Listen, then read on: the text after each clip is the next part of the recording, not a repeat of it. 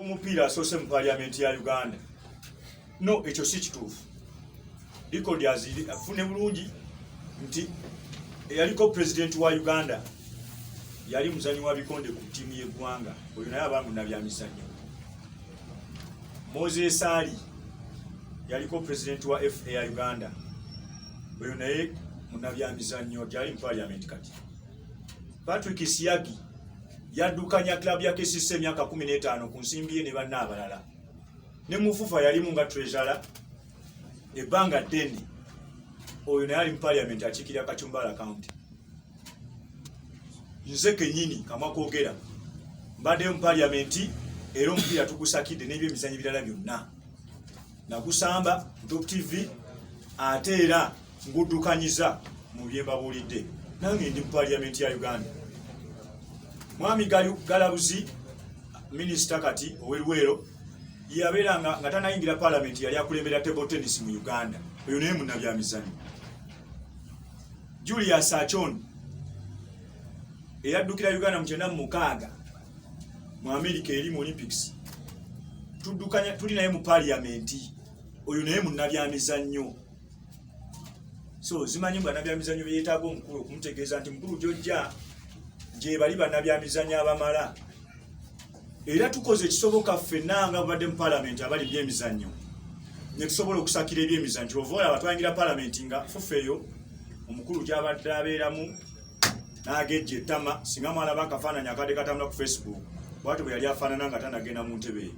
Naye kati n'agejja bulungi abasambi n'abavuma ate abamuleetera ssente ezigejja. Ate era ne paliamenti gy'agamba mbu tebadde bantu twamusanga afuna obukadde 4 kakati bamuwa bilioni 12 lwa nsonga ffe abatuddeyo ku bukiiko obugabanya ensimbi tuli bannabyamizannyo era twayingira mu paliamenti nga tumanyi ekizibu kya paliamenti ky'ebyemizannyo zaali ssente era tuzibawa. Emizannyo egimu ng'ebikonde gikyalwana okulaba nga zongezebwa ssente era nazo tuzirwanira bajja ziwa buli omu bajja muwe ssente kuba gye tuli bannabyamizannyo. So okuvaayo n'onyoma mukulu amaanyi gaffe ge tukozeseza nga musanja kyaffe nga tuli mu paliamenti tugendedde ne mu Africa Cup of Nations kubanga ssente obazze ozifuna nga tewali kyojula ndowooza si kirungi. So bannabyamizannyo bali mu paliamenti tusanyuka tiwaba n'oyo atwegaseeko naye ajje tugateeko eddoboozi.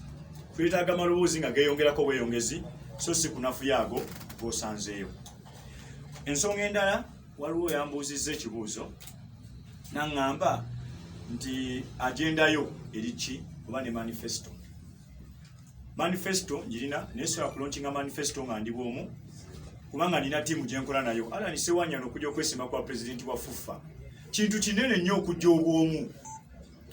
Nina ttiimu egenda maaso n'okunnoonyeza akalulu era egenda maaso n'okunteekateeka okulabikira ddala nga nsobola okujja obulungi mu ntebe eyaffa pulezidenti kuba ntebe y'amaanyi.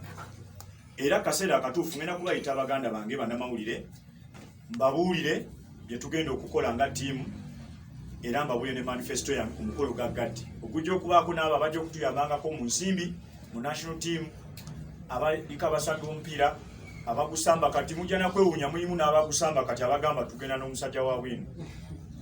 So bonna ttiimu tujja jjanjira mulimu ne bannamawulire tulabe nti tusobola okutambuza omupiira bulungi. Oba omukulu yambuuziza nti ogenda kwesimbawo otya nga ku luli wasooka n'ojja mu 2017 byanjawulo ki leero by'oleese ebitaliwo mu 2017. Ng'era omuvuzi w'emmotoka yenna oyinza okukwata ekkubo erimu n'otomererayo. Bw'otomererayo toliddamu. Era kyova olaba omulundi guli nalowooza nti bwe mala okufuuka delegeeti genda nfuna ekkubo ettuufu bulungi erifuuka pulezidenti wa FUFA. Ne bannemesa okufuuka delegeeti bwe basibira abaali bazze okunnonda ne babasibira ebweru wa House abalala ne babawamba ekiro okuva mu maka gaabwe. Ne tuyingira akalulu nga sikyalina kyakkola ne bampangula era nakkiriza bulungi. Naye kati ku mulundi guno sisoose kuyitamu eyo process gye mpiseemu yentuufu eri omuzannyo gw'omupiira gwina kuba democratic. Era njagala kubakakasa ngenda kubeera ku ballot paper eya 2021 August ey'okulonda kwa FUFA mujja kubaawo nga mukavalinga kubanga example tuzifunye bakkiriza omusajja ave South Africa nagagga naye alina bwezi club nganzaala liwe na Kato United niwe mukiza dukanye mpira gwa Afrika kadi mpira gwa Afrika kyanjawulo ki ku gwa Uganda era Africa president ompya ye Patrice Motsepe tabaddeko vice president wa muntu yena mu CAF niye abaddewo ng'aweereza omupiira capacity ey'enjawulo so nange capacity gyempererezaamu omupiira ngenda gipresentinga yeri electoral commission egipime esookera ddala kyenjagala okubategeeza bino byawukanako ku by'omulundi guli electoral commission njagala mubeere benkanya tetwagala tuleete embeera ey'omutawaana ey'olutalo gye muli okujja kange okwesimbawo sizze kusiika binyomo nzize okubbulula bannayuganda mu bufugo obw'amatwale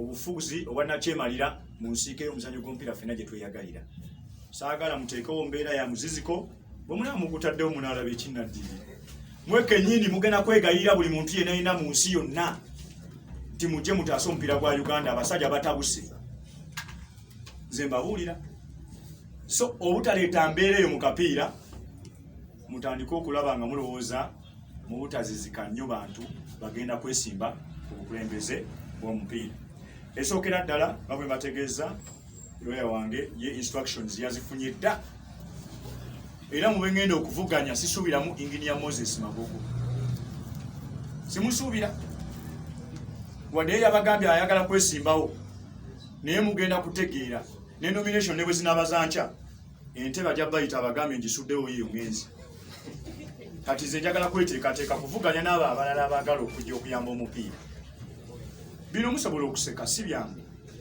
naye bwe mutuwe nabategeeza nti omusajja namuwabidde wanfantino ne mugamba oli mukwano gwe teyamugamba tuula wansi wabbye sente so kati ne this time maaso ku lutimbe bagamba mu lulimi lwaffe nti kakati katandika buki butandisi mwebale nnyo mwebalire ddala obudde bwa palamenti n'omupiira waliwo akimbuuziza nti nabalansinga ntya palamenti ate n'okuddukanya omupiira basebo ne bannyabo kambabulire omuntu abadde ayagala okuddukanya omupiira Mwami Magogo akiikirira constituency bagiyita Budyoppe kiri kilomita 3 okuva ewali Fufa House weeri naye nze nkikira Makindye West eri kilomita 1 okutuuka ku House weeri kitegeeza nsobola okubibalansinga na mangu nnyo okusinga oli ava kilomita 3 abawo ne basanyuka n'ab'omupiira ne basanyuka ate ekirala enkulembera gye ndeeta manze mbagambye nasoma human resource management tukolera mu systems without system tewali ngeri nze yasoma obwa manager gye nsobola okuddukanya ekintu for example Mwami Magogo yazze n'avuma abasambi nti basambye omupiira ogw'ekigambo kyesinza kunnyonnyola abantu mu Uganda owulira naye ekyo yakikoze mu bukyamu president wa FUFA oddukanyiza mu structure oyina lead of delegation vice president technical oyina technical team oyina ne technical management wali ya company ya team yennyini bayite n'abasambi oyina team yawe bakulembera ng'ovudde ku captain n'abamyuka babuuze bana ekyo ekyabaawo ofune report eyo nga tonajja kwogera mu nsi yonna ng'ogamba abasambi bye basanga so enkola ey'okuba nti bw'osanga omuntu ku fawusa era nga tomanyi linnya lye na feesi y'omubuuza guwaze otya wano si ntuufu fa presidency yalina okumanya oba ani ayera oba ani addukanya ofiisi ki naddala zino eza wansi z'ekikulu gwempita mumanyi CEO please wano nsanze wakyafu kyekibaddewo so sinza ate kusamba teke mukozi gwensanza gwegwayira wano wakitoyezeewo that's not my management ebyo saabisoma nasoma birala so byendeeta mu kapiira era nja kubaddukanya bulungi kubanga nze nkwata kola ku policies FUFA kugipresentinga mu CAF mu FIFA ne mu SECAFA management meetings ekyokubiri holdinga management meetings ekirala holdinga general assembly oba extraordinary assembly ekirala representinga FUFA mu National Council of Sports wabawo kye beetaaga okutegeera ekirala representinga FUFA eri minisita by'emizannyo wabawo kyayagala okwetaaga ogwo omulimu nagwo sebo kunteetaagisa kutuula wali ku FUFA House ne ntuulawo ng'omusolooza w'omusolo tibwe sivaawo senete zijja FUFA sidduuka nti bw'oba toliwo ayagala okugula sukaali tajja mugula. No, tukolera mu system era system njagikoleramu. Neyanza nnyo neyanzeege mikwano gyange mwebale nnyo mwebale ddala. Putting on Bisanja in a yellow color waiting for president to come. So we should all enjoy football at various levels in our various colors. Yes, we can perform even without sharing the same colors with the president of that country. Because this is football. We can differentiate politics and football. But since for you, you've not managed to do it, and some people are being frustrated just because of their beliefs, religious beliefs, tribal beliefs, political beliefs, it is everywhere in FUFA. So why do we do that in football? So we should manage football very well. At its time, Uganda should start thinking of installing a good character at the helm of football with the leadership principles. Someone who can know, someone who has empathy for football, that he can cry even without getting money at Nambole. But when he gets results, he can shout. But when we get results at Nambole, 2-0 Uganda Cranes has won, with only 2,000 fans, Magogo sits down and cries. The fans have not come. People are very happy because we have won 2-0, but the man is saying the fans have not come. And when we lose 1-0 at Nambole, and the fans are 60,000 people, Magogo shouts, yes, we have done it. Yes, we have done it. After losing a game for you, you just looking at the money you have got at Nambole. That's not football management. Much as football is a business, but we should first fight for results. In conclusion, Ugandans, this is a better conclusion for this nation.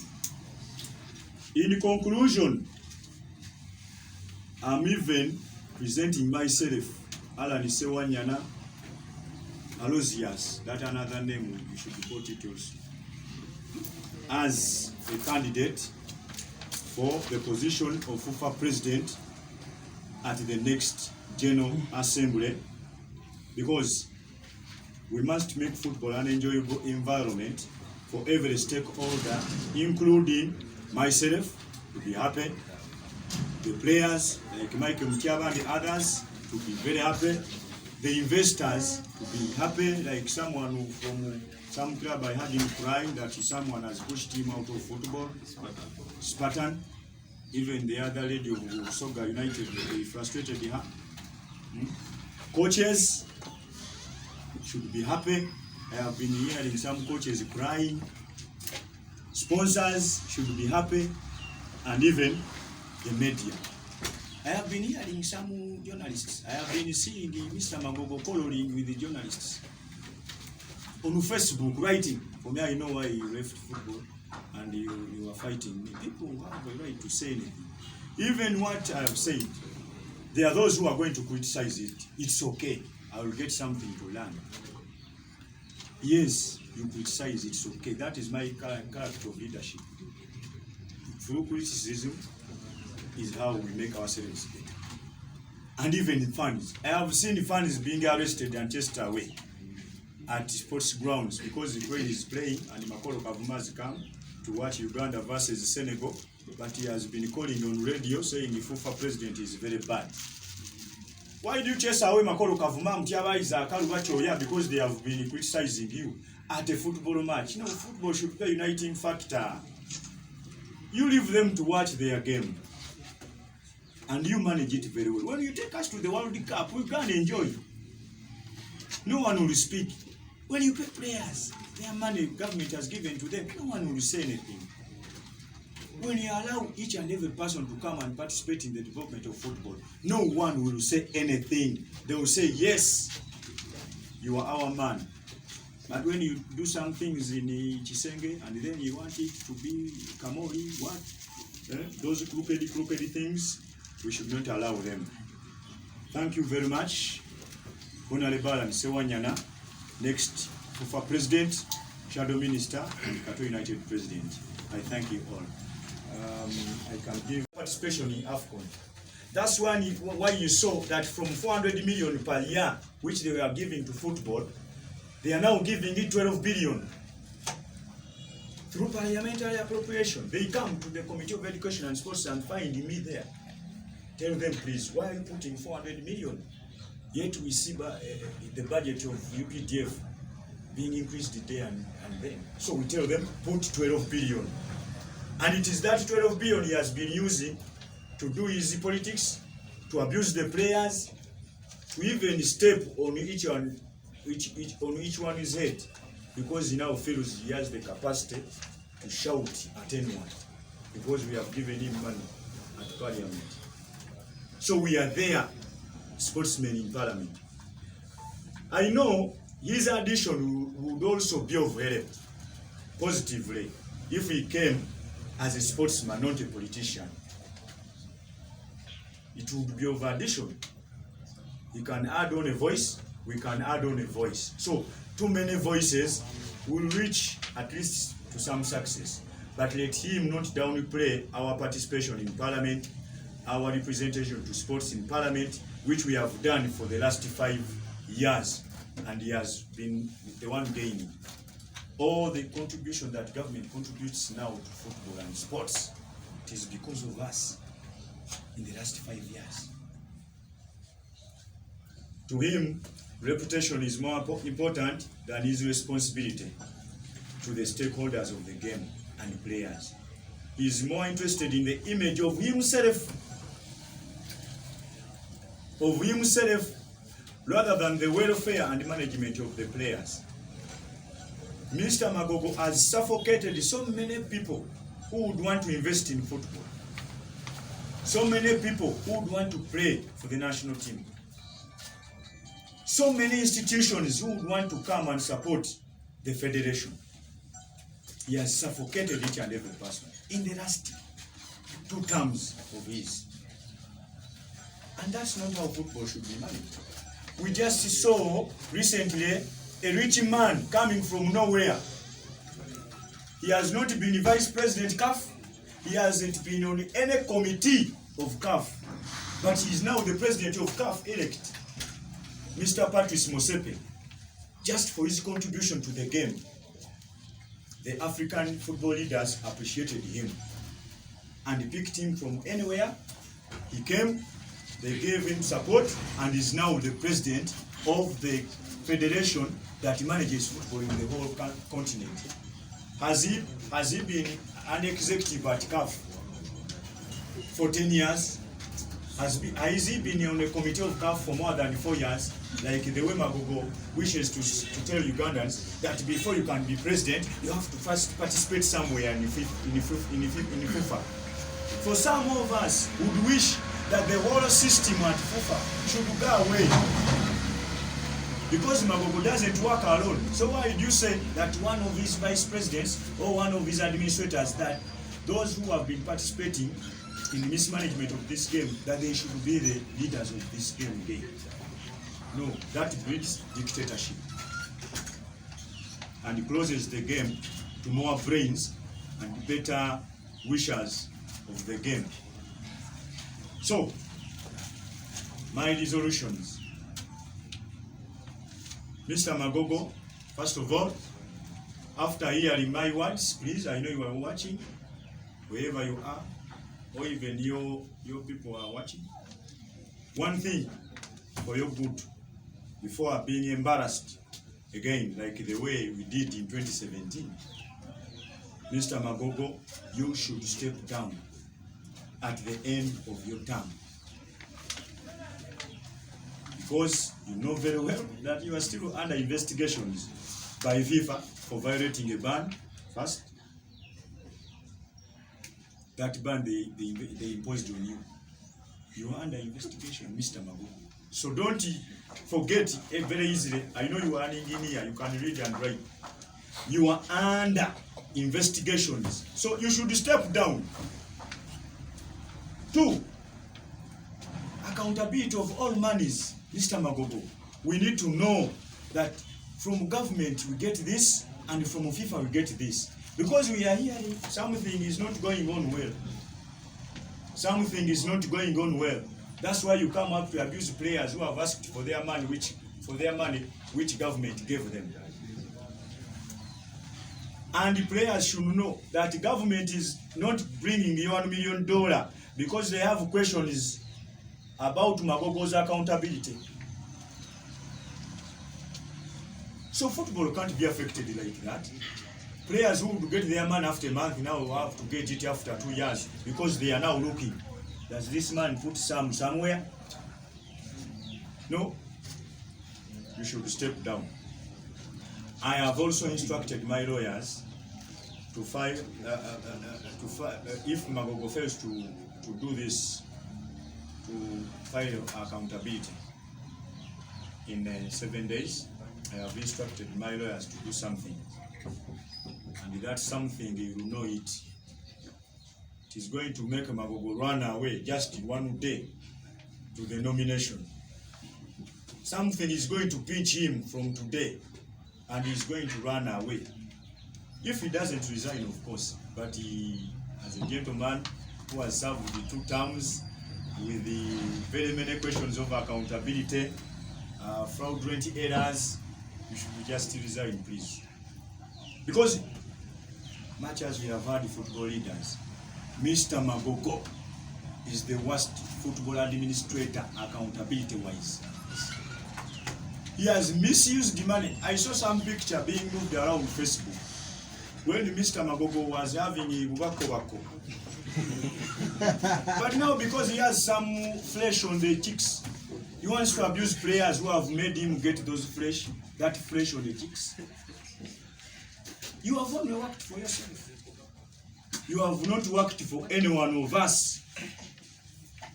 But for some of us, we have worked for football. We have invested our money in the clubs, which doesn't come back, and you frustrated them.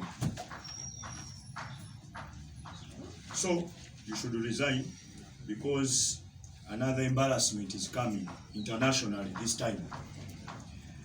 Mr. Magogo, of course, he has been tested and he has failed. I thank him that during that time we have qualified for AFCON twice. Yes, but that is enough success for you to go away, to bring someone else who can take us to the World Cup and even make everyone happy and feel brotherly in the game of football. But now everything is fell down. Tribalism is too much at FIFA there. Politics, this party politics at FIFA is too much at FIFA. The other time a player was wishing his long abantu ku ground n'okubako statement z'abantu abamu zebafuna COVID weyajira era ne bayimirizamu kunoonyereza ku nsonga eyo. Naye kati ndowooza COVID engeri gye yawedde bali mu kugenda maaso na kunoonyereza. Manyi ebintu bya FIFA bwe bityo ebitambula ngera bwe mujjukira luli mwambuuzanga omusango gutuuse ku ki, n'addamu okubayita nga bamaze okumpa ebbaluwa egoba omusajja mu kapiira ka Uganda. Njagala okubategeeza era mu ngeri yemu nagamba baloya bange tutuddire tuwabe omusango guno, tutegeeze gavumenti ekibaddewo, tutegeeze na buli muntu yenna, ne poliisi ya Uganda tugitegeeza nti munange omubbi gwe nawaabira wammwe eri gye yabba bo bamaze omusalira omusango. Nammwe abaawano ku mateeka ga Uganda agaziyiza obubbi, nammwe mubeeko kye musalawo oba kye mukola. Era ne batandika okukola okunoonyereza paka na kati tebanambulira results, naye manyi banoonyereza era tugenda kuddamu tubajjukize. Minisita w'ebyemizannyo w'ebyenjigiriza Honorable Janet Museveni naye nakkiriza n'akwata ku musango guno n'alagira IGG alondoole ettooke oba essente mu bitongole bya gavumenti ne gavumenti byevujjirirako nga FUFA efuna ssente okuva mu gavumenti. N'alagira IGG akole okunoonyereza. Era okunoonyereza kuno manyi kukagenda mu maaso. Enkola statement nze yange yagwa, wabula balina okuyita Edgar ne Makoye yennyini bakole statement eyo paka na kati simanyi bwe batuuse. Era ndowooza abakulu bakyagenda maaso n'okukola omulimu gwabwe.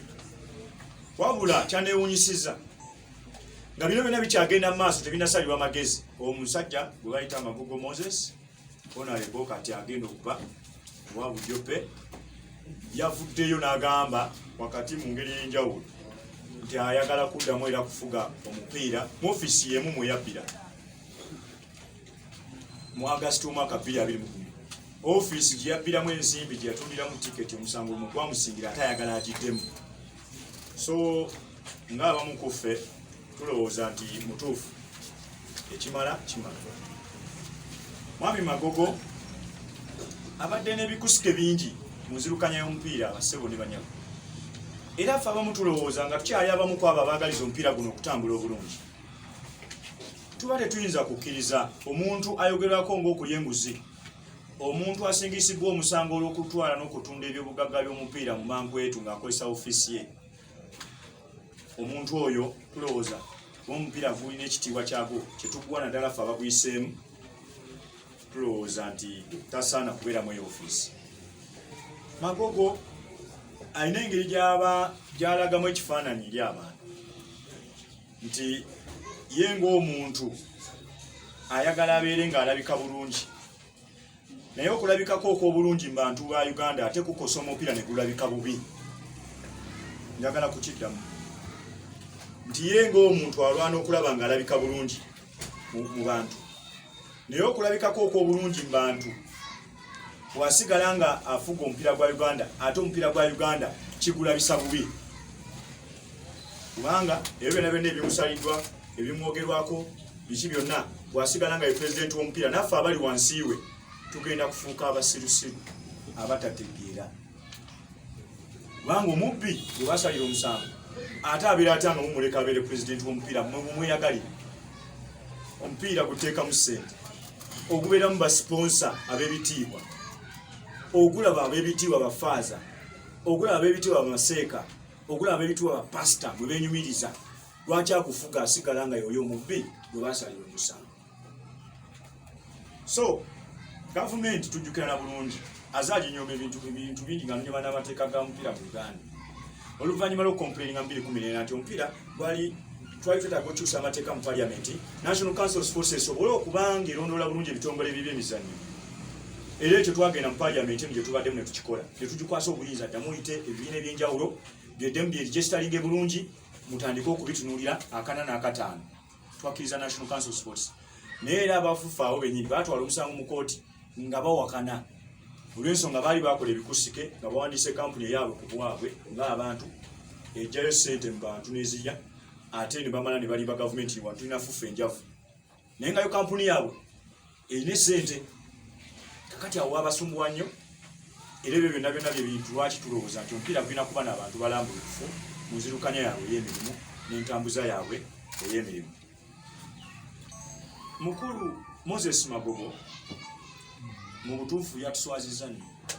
Abamu ku ffe twatudde ewaka ne tukaba n'amaziga nga omuvubuka omusambi w'omupiira gwe bayita Sulaiman Mutyaba ng'avuddeyo okwemulugunya kulaba abasambi b'omupiira abagamba mbu tebasasulwa ssente zaabwe nga bamaze okusamba omupiira gwa CHAN, abagamba nti tebasasula ssente zaabwe nga under 17 under 20 emaze okutuuka ku Africa final, abagamba nti KCC bwe yagisuubiza essente mu Sekafa wa buli omwaka paka nakati bazifunanga, abagamba nti bagenda mu World Cup mu Africa Cup tebafunanga ssente zaabwe, abagamba nti buli musambi alina ofuna akakadde kamu kasolinya ku national team nga gavumenti bwe yabasuubiza tebakafuna. Bwe bayogeddeko ne bagenda kufufa ewali ekitebe ekikulu batule wansi n'ekipapula, ekipapula ekitasuna muntu, ekipapula ekitaluma, ekitawunyirira muntu, ekitawogana, wabula nga kyogera boogezi bigambo bya kubanja nsimbi. Magogo yaddidde abakuumi be ne bakuba omwana katono bamutte. Tebakomye kumukuba, ne bamutwala ne mukomera, ne boogera ne DPC ne bamugamba oyo tavaayo muleke afiire mu kkomera. Twebaza mukulu Kasinje okuba nti bambi wayambye omwana ono n'atafiira mu kkomera nga Magogo bwe yabadde ayagala. Naye ffe tulowooza nti ebyo si bye by'omupiira, era n'ebigambo mukulu Moses Magogo byakozesezza bwe yabadde ayogerako ne bannamawulire wiiki ewedde, n'agamba nti abasambi abaagenda mu CHAN basambye omupiira. Ekigambo ekyo sijja kyogera mu Luganda kubanga kibi nnyo, nze ate abaana bange bajja kuba balaba TV ekiro kya leero oba bajja kusoma n'empapula z'amawulire n'abantu abalala gye twakulira bazadde baffe n'emikwano gyaffe, ate ffe tuli bakulembeze b'abantu ab'amaanyi mu ggwanga. So ekyo ekigambo nze sijja kyogera ye kanti mulekera Kasayi yakyeyogeredde naye nga kigambo kibi nnyo bwe nkivunula mu Luganda ensi eyinza okuwawala amatu nti ogwo gwe mupiira gwe baakuwa ogw'ekika ekyo. Naye Magogo abeere musiimu eri abasambi abo okujjako nga si wa akapiira success ebeera mu stages okutuuka mu kyani abasambi abo bwe batutuusaayo. Waliwo ensi ezitatuuka mu kyani ne zigoba ne pulezidenti waazo w'eggwanga ti lwaki tetugenze mu kyani, naye ffe abasambi basambye omupiira ne batutuusa mu mpaka eziri ku mutindo gw'ensi yonna nga tumanyi bulungi nti omupiira gwe tuddukanya omuwanguzi abeera omu. Tetusobola ffenna kugenda nga tuwangula, naye abakutuusizaayo already awo tuba tutuuse ku buwanguzi. Twali badde wano nga bwebaza abaana abo abakolifayinga ne babeera ebweru w'amaka gaabwe wakati mu covid ono ne baba nga basobodde okusambira akapiira ako. Abamu tebalonda na pulezidenti wa ggwanga muboolyawo baalisobodde okufuna omukisa ne balonda. Naye Mr. Magogo ye yavuddeyo n'alaba nga tewaali wadde akantu ate omupiira gwe basamba n'aguvuma. Ekyo si kyagala mizannyo, tekisobola kuva mu bukulembeze bwa mizannyo. Ko kyennyongerako bwe yali badde ayagala okubako kyamanya ku nsamba y'omupiira ogwo, alina ebitongole wansi we bingi ebiddukanya ttiimu eyagenda mu kyalo. Tulina vice president technical, okusooka yalina leader of delegation eyagenda ku eyo team, yalina technical team ate ne technical management yo team yaffe ekulemberwa coach w'eggwanga. Yali bayise ne bamuwa report ne bambuulira lwaki ensonga yali bwetyo. Ensonga zonna ze baali muwadde ze yalitereezezza mulundi oguddako ne tuba nga tusobola osamba obulungi. So si kuba malamu maanyi. Kigambo kimu kyoyogera kiyinza okutta emitima gy'abaana n'abalala abalyesunga okujja ku national team. Ne balowooza nti bw'ojja ku national team ozze kusambira ttiimu y'amagye. Kifuba naye ng'ate omuzannyo gwa kusanyuka gwa kweyagala. Results mu ngeri yonna gye ziba zizzeemu oyoolanjole mu ngeri emu oba endala. Ekyo nno nze ndowooza gyali ne ku bitibwa byabadde oba byalina mu butuufu tekyali badde kikulu, era okwetonda kya muntu yali badde avaayo ne yeetondera eggwanga n'abamu ku basambi abo babadde abonyaabonya n'okuyisa bwe batyo. Njagala okubategeeza bino wammanga nze nganzi ensazzeewo era nsaba abali wano okutegeeza eggwanga bulungi. Mwami Magogo olw'obulungi bw'omupiira n'ebyo byonna byenjogedde kubyaliwo nga bakubandinga ku ngeri gy'obadde okulemberamu omupiira. Bw'oba olinayo by'okoze nga birungi tujja bisiima, naye waliwo n'ebyo ebitatambudde bulungi ate nga bye bikosezza ennyo ekitiibwa ky'omupiira n'ekifaananyi kyagwo. Mbadde nkusaba nganza alengerera ewala ekittako, saagala obaluke odduke mu ntebe eno. Waali badde ovaayo n'ebbaluwa ey'ekisa n'olaga ensi nti 2021 togenda kuddamu kwesimba kwa pulezidenti w'omupiira nga n'ensonga ozirina nti omupiira wagubba, tokyasobola kubeera mu ofiisi eno tukukkiririzamu bulungi. Nkusaba ekyo kikole mu nnaku ezitali zeewala. Nkuwadde 7 naye gwe osobola okuwa 3 oba 4 kubanga ekyo kye kimu ku bye tusinga okwaga. Ekyokulira twagala ensonga ezibadde zoogerwako eza accountability nazo ozinyonyole bulungi abantu, si kuba boggolerawo boggolezi. Otubuulire tibannaye ensimbi zino muzinnenya naye nazo omusambi w'enti oba tezinnajja okuva ezirina okuva. Ensi etegeere tulabe nga tutambuza omupiira bulungi.